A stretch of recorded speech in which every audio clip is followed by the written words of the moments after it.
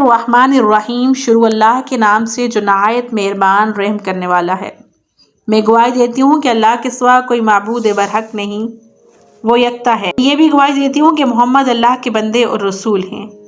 یا اللہ ان پر، ان کی آل بار، تمام صحابہ اکرام پر رحمتیں، برکتیں، سلامتی نازل فرما، آمین۔ اسلامی قصے چینل کے پیارے ویورز، السلام علیکم ورحمۃ اللہ وبرکاتہ۔ اکرام، کیا آپ جانتے ہیں کہ حضرت یوسف علیہ السلام کو دریائے نیل میں کیوں دفن کیا گیا؟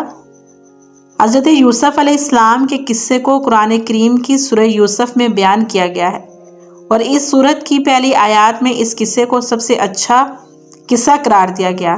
تو جو قصہ سب سے بہترین اور اچھا ہے، اس کے بارے میں جاننا ہر مسلمان کے لیے ضروری ہے، اور جو اس قصے کے بارے میں جان چکے ہیں ان کی ذمہ داری بنتی ہے کہ وہ اس قصے کو ان لوگوں تک پہنچائیں جو اس سے نہیں جانتے، کیونکہ اس میں زوال سے عروج حاصل کرنے کا فارمولہ بیان کیا گیا ہے۔ یہاں اس بات کا ذکر کیا جائے گا کہ حضرت یوسف علیہ السلام کو دریائے نیل میں کیوں دفن کیا گیا۔ تو ناظرین اکرام، حضرت یوسف علیہ السلام نے 120 سال کی عمر پائی۔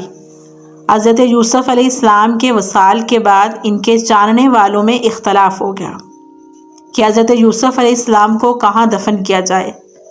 مصر کی عوام کا آپ سے محبت کا یہ عالم تھا کہ ہر کوئی یہ چاہتا تھا کہ سیدنا یوسف علیہ السلام کو ان کے محل میں دفن کیا جائے تاکہ ان کے محل میں خیر و برکت رہے۔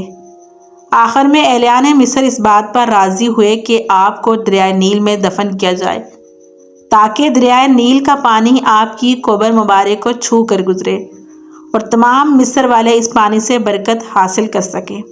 اس لیے آپ کے جسم کو سنگ مرمر کے صندوق میں بند کر کے دریائے نیل میں دفن کر دیا گیا۔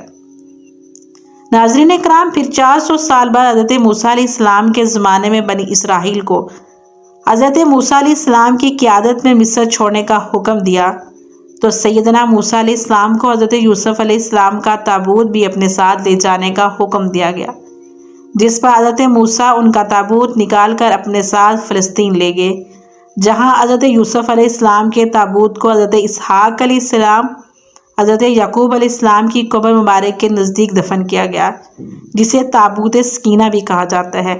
اس وقت آپ کا مزار مبارک فلسطین